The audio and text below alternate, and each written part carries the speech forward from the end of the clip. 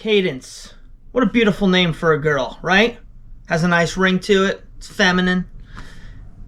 But we're talking about musical cadences, all right?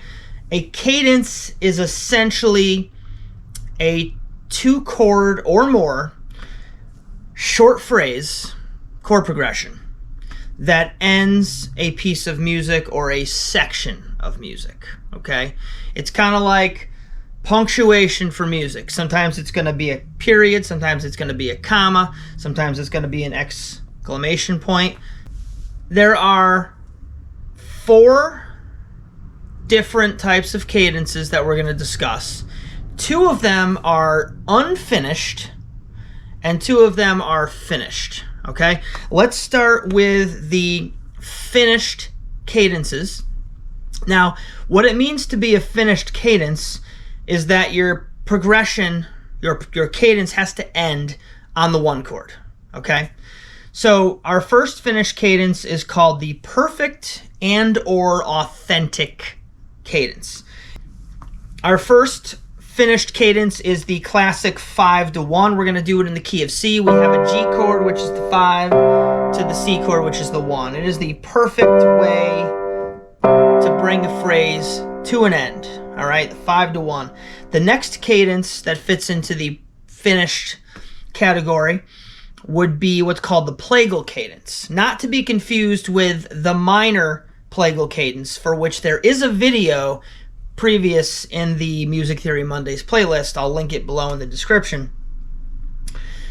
But we're dealing with what they call the PLAGAL cadence. Anytime you hear the word PLAGAL, you're going to think 4-chord. All right, now the 4-chord is the subdominant chord, and it's going to lead to the 1 chord. All right, the dominant chord resolves perfectly back to the 1. The subdominant, meaning the 4 chord, still resolves. It's just not as strong a resolution. All right, depending on your voicing, you'll get a slightly different feel to it. So the PLAGAL cadence is the 4-to-1 in the finished cadence category. Now we're going to take a look at the unfinished cadences. There are 2 of those. Unfinished meaning that we're not going to resolve the progression. All right, ending on the 1 chord resolves the piece of music perfectly, but sometimes you got to break the rules, right? So we've created these unfinished cadences to create a sense of, you're kind of left floating. You're unfinished, you're unresolved. So what we're going to do for our first unfinished cadence is we're going to take a look at the imperfect or half cadence. Now there's 3 versions of these. The first one is a 1 chord to a 5 chord. All right. The second one is a 2 chord to a 5 chord. And then the last one is a 4 chord to a 5 chord. Now what's interesting about that is the 5 chord is usually the chord that precedes the 1 chord in the perfect resolution of the finished cadences.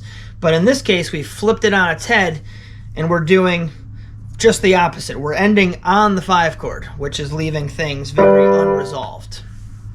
The last and final cadence we're going to look at is what's called the interrupted or deceptive cadence. And this one might be the most interesting of them all, because being that it's a deceptive cadence, it leads you unexpectedly to a place you weren't planning on going.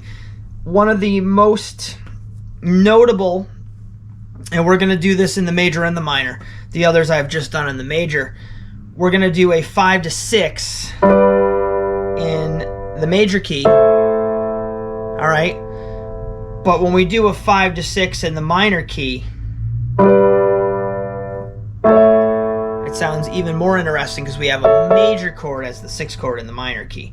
So a 5-to-6 as the interrupted and deceptive cadence. Sounds really cool in the minor. Pretty good in the major too. All right. So the cadence is nothing more than music theory's description of how to end a piece of music or a phrase or a section. It's the punctuation. What type of punctuation is it, right? Hope that made sense to you guys. Please like, subscribe, and we'll see you for the next one.